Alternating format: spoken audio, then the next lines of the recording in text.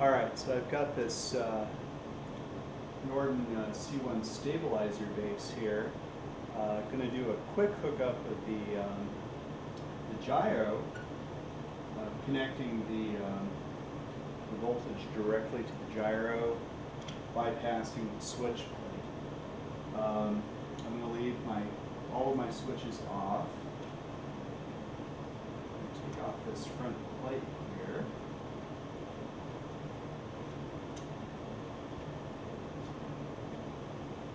We'll see if we can do the servo motor as well.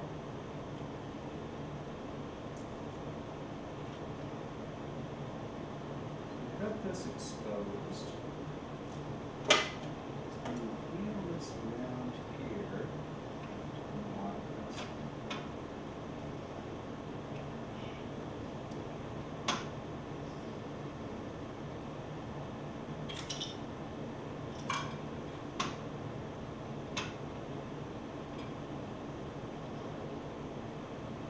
There we go. Get this engaged. So here's one brush here. It's got kind of this bare braided wire, and here's the other brush here. I'm going to do a ohms test across there. So we get one side, the other. Reading, assuming my leads are good, it's about 70 ohms across there. Now I'm going to go case is ground.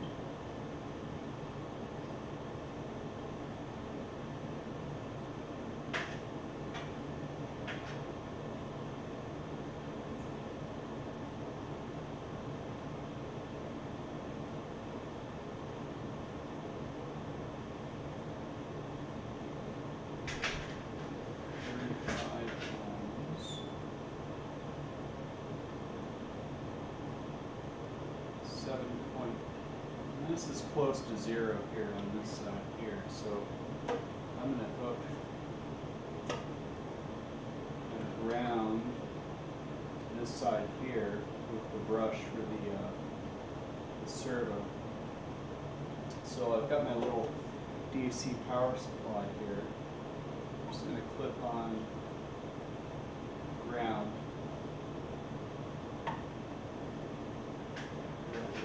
Braided lead there. And I'm going to do my positive on the other side. Being careful not to short anything there. Flip on the power supply. Up, it's spinning. So it's taking 6 amps at 10 volts. We're going to run this voltage up.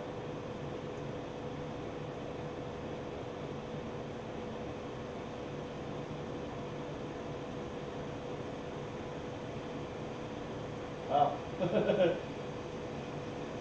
It's spinning, but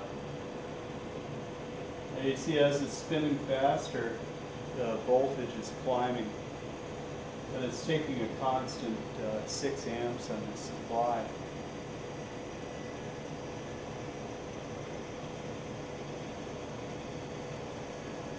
So as you're facing the gyro here, on the left it's ground and on the right it's positive. Okay, we're getting there. This power supply puts out 30 volts, 10 amps.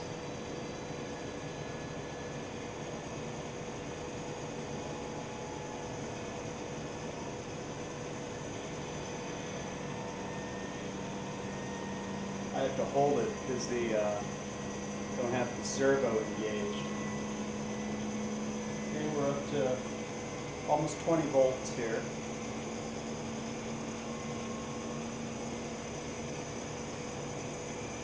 Six times 20 is 120 watts so far.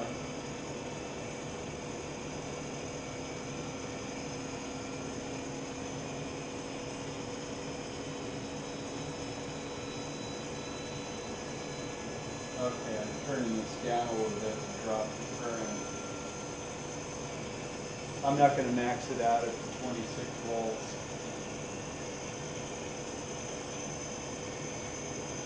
It's, I can still hear it accelerating.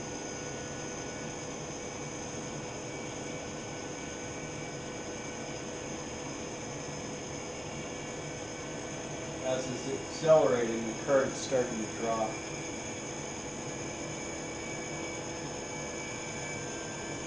Okay, there's my 26 volts there. 5.4 amps.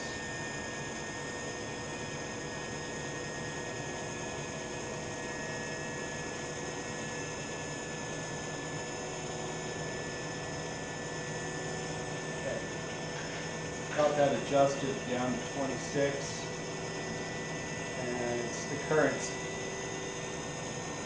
dropping as it's accelerating. All right, well, I'm going to power this down, and we'll try to do a direct hookup on the servo.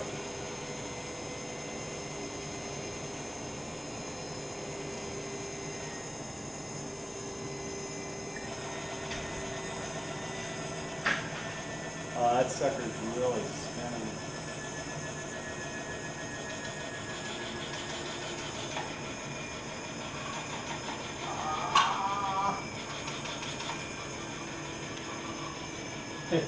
It's going to keep rotating unless I lock it in place.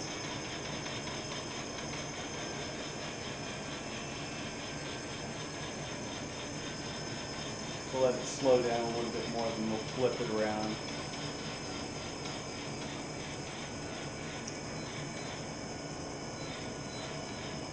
Let's see if I can do that here.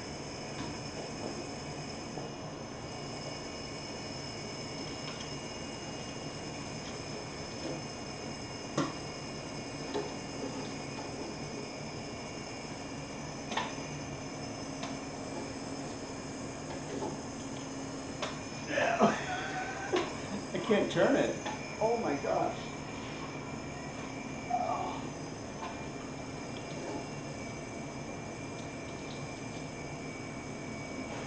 That's really interesting.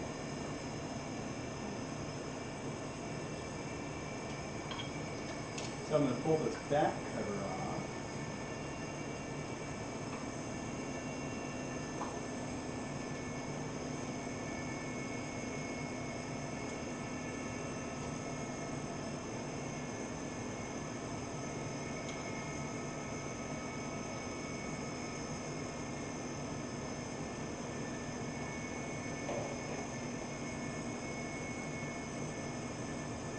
Now, if your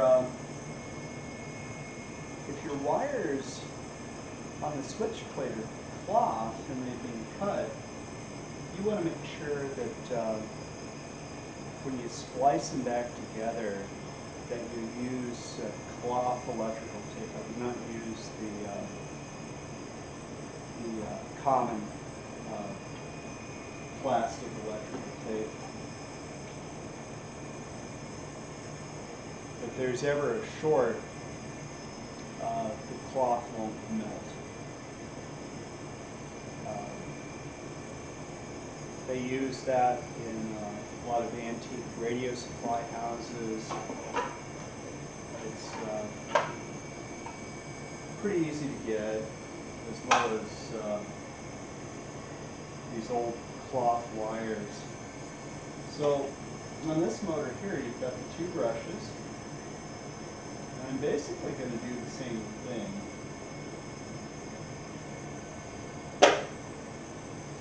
We'll open this out.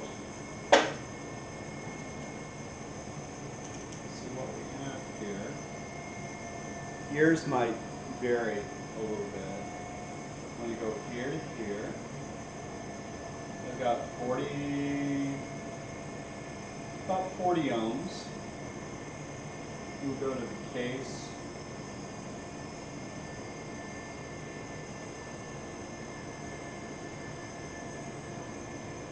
This is ground on the left.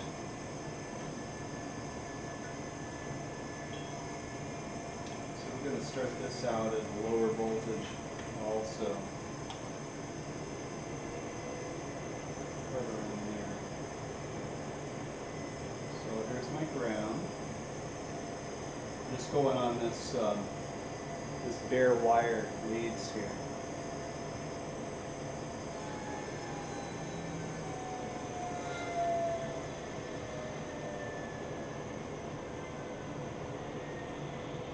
And there, we're spinning.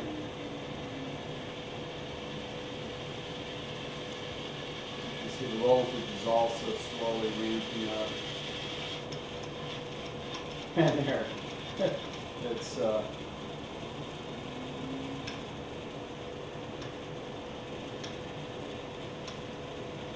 yeah, you can see those little clutch motors. This clutch is engaging. All right, so again here we've got ground on the left side facing the back of the stabilizer, positive on the right side here. It whirs along real nicely. At 26 volts, it's pulling about 2 amps current. So with the gyro pulling about 4, this back here pulling about 2, you're about 6 amps. So I'll do a close-up here of these little brush wires here, so you can see exactly where to, yeah, right there, see your ground side, then over here is your positive side. So just real simple like that, completely bypass the switch plate and any wiring inside the stabilizer base. Let me flip this around and we'll do a close-up of the gyro, which is still spinning. The sucker is still spinning from a few minutes ago when we had it plugged in. It's like really hard to turn that gyro. It wants to stay one direction. Oh, it's a good science experiment for someone. Let's see if I can turn this over here. All right, so over here, this is your ground brush, and this little braided, or the bare wire here is where you want to connect your ground. Then over on the right side here, this other brush here, that's right where you want to connect your positive. So, this is like impossible to turn. So anyhow, I'd say try that on your stabilizer, and that'd be a good test to see if the gyro and the servo work, and then you can go further and figure out how to get the switch plate reattached. So hope this helps.